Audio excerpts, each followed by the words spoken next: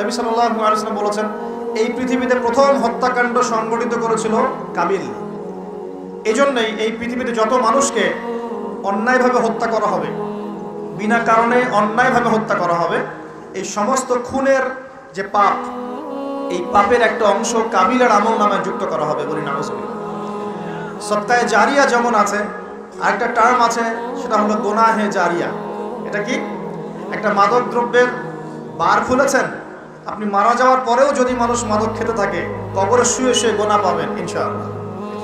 একজন মানুষ cinema hall করেছে এবং সেখানে নগ্ন ছবি প্রদর্শন করা হয়। আর এখনকার বেশিরভাগ সিনেমাতেই নগ্ন ছবি দেখানো হয়, কারণ এখন অনলাইনে ঢুকলেই মনে হয় এই জগৎ সমান সমান যৌনতা, মানে এই পৃথিবীটাই মানে যৌনতা, সবখানেই যৌনতা।